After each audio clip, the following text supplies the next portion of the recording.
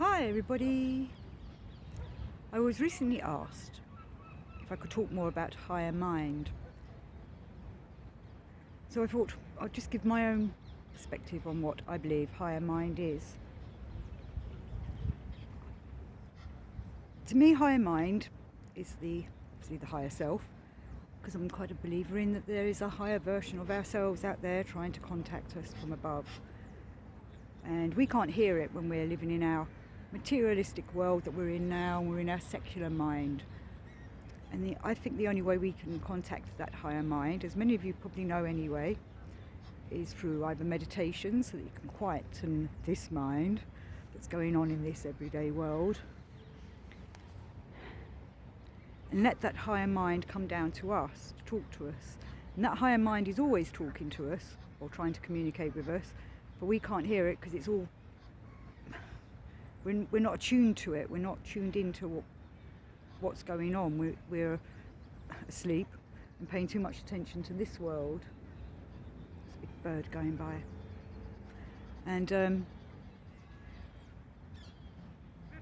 see, my higher mind is not communicating with me. I was easily distracted, and that's what happens when we're not listening to our higher mind. We're so easily distracted by everything that's going on in our day-to-day lives.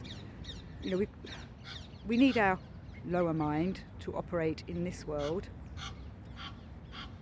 but when we want to attune ourselves to the vibrations and the harmonies and the whole universe, the cosmic world, we need to settle down, quieten our mind, quieten our emotions,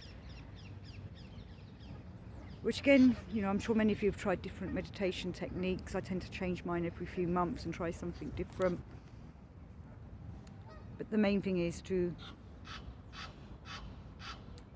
when you quieten your mind, when you are trying to meditate, you have all these thoughts going through, like a film, and things come up and try and distract you. And you've got to be not attached to them, and just let them go. Just let them go by. It's like our lower mind doesn't want us to do it. Or is it dark forces trying to get in? Because, you know, as I've said before, I'm sure the dark forces come in through our minds. You know, the devil talks to us through our mind, and the divine source and the Christ consciousness and Buddha and such like is through the heart. So it's finding that place where you can settle down. Now, I know for many people, you want a nice quiet area, no one's around, no one's distracting you. But you can really meditate anywhere, even on a train, or like I'm in a park at the moment. I can hear all the birds singing, and there's people, and there's the sound of the cars in the background. But with true meditation and concentration, you're supposed to be able to switch off from all that when you're doing this kind of work. Be aware of it, but don't let it distract you. Just like, you know, you say, there's cars going in the background, the birds are singing and chatting away, there's people walking back and forth around. So you're aware of it, but you don't let it affect you in any way. Instead, you're supposed to be able to just tune into yourself, yet at the same time, as I say, be aware. Kind of repeating myself there. But I suppose that's the important thing, is being aware of what it is you're doing and how you're doing it and what's going on.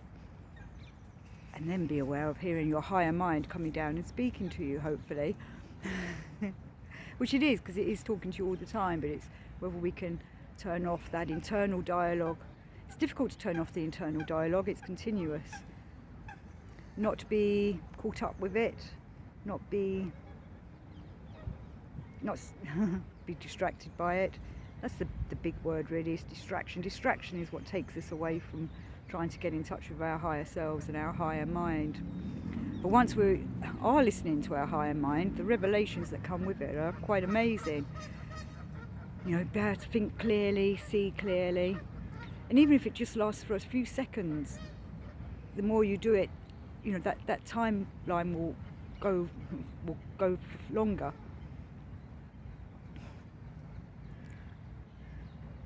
What else was I going to say? Because it's better to do some good, intense, you know, few seconds, few minutes, than struggling for half an hour and then getting yourself frustrated of trying to contact your higher mind. There's geese running around and they're chasing each other, making a lot of noise.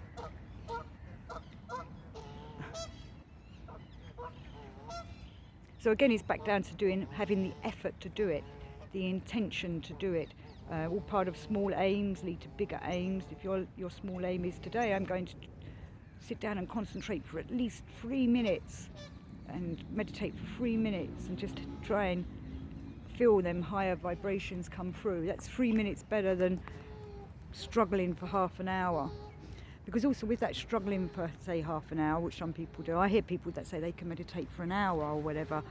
You know, good on them if they are actually really doing it.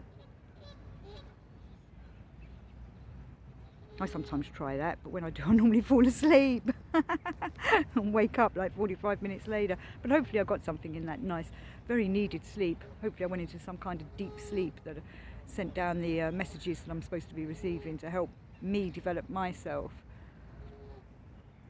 You know, I suppose for many years when I was younger, I used to go to meditation classes and practices so that I could learn the techniques, and that definitely helped. You know, if you could sign up for something, you know, it might not be the results you want straight away, but it teaches you the major techniques of being able to sit, be still, be aware of yourself. One of the important ones Gurdjieff talks about is having a relaxation of your whole body, of all your muscles. And that took a while for me to get used to doing, because you keep thinking, I am relaxed, I'm fully relaxed. And then suddenly you realise, oh, I've got tension in the back of my leg, or tension in my neck that I didn't think was there. You know, it's quite a revelation when you do suddenly have relaxed every muscle in your body, all them inner muscles, all them, you know, your brain muscle, your eye muscles, you know, they don't often relax them really. You know, the amount of tension we have in our jaws is incredible.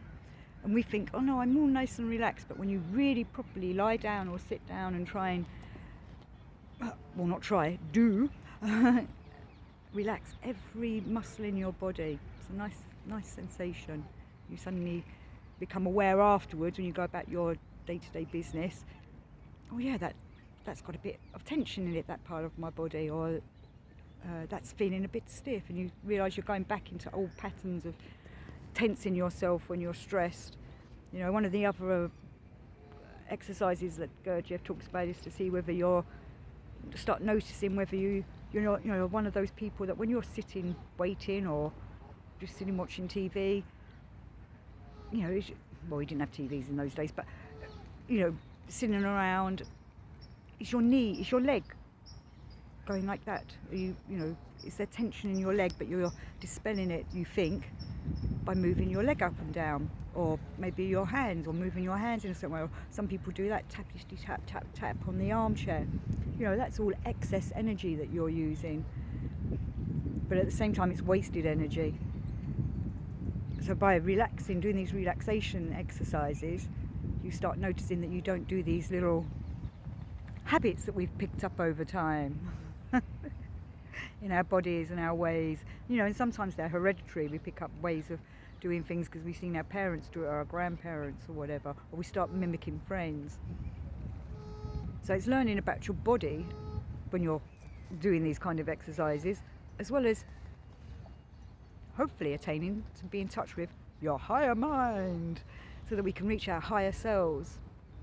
And our higher selves will give us good advice, bring truth to us, and help us with our inner truth and our outer truth. I think I'm going to leave it there. You know, that's quite a lot to go and think about if you don't already do that kind of thing, or if you do that thing and start looking at it a bit more deeply. So I wish you all well with it. And from this lovely park and all the birds that are making lots of noise, peace.